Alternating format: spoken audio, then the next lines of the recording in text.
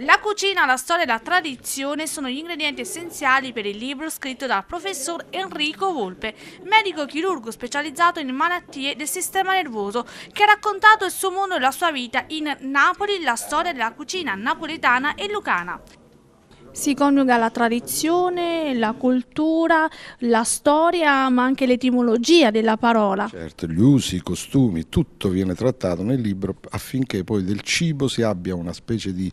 quadro generale che rende poi più lieta la lettura. Cioè, ho cercato di vedere un po' quali erano le tradizioni, un po' la storia di un piatto, come nasceva, come si è evoluto nel tempo e che cosa rappresenta nella cucina, insomma. Questo nasce da una precedente esperienza che risale alcuni anni fa, in cui io mi dedicai insieme a un ormai compianto amico che era un ingegnere in cui ci conoscevamo da alcuni anni, insomma, i Lambertini, e scrivemmo questo libro della cucina nella storia, in cui trattavamo un po' i vari tipi di modelli gastronomici nelle varie epoche storiche. Da questa idea, avendo letto molta bibliografia a proposito, mi viene l'idea di raccogliere invece e poi puntualizzare più il piatto e cercare di creargli intorno questa specie di mosaico di usi, costumi, leggende, tradizioni e poi narrare proprio il piatto stesso. Un percorso storico, di gusto e soprattutto culturale. Assolutamente sì, anche perché con questo percorso abbiamo cercato di coniugare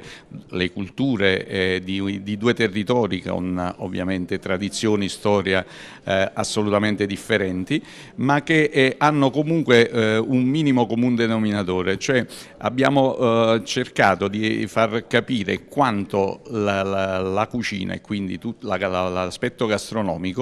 influenzi ovviamente gli usi e i costumi delle popolazioni. È chiaro che avendo due territorialità assolutamente distinte tra loro, io sto usando, diciamo, un eufemismo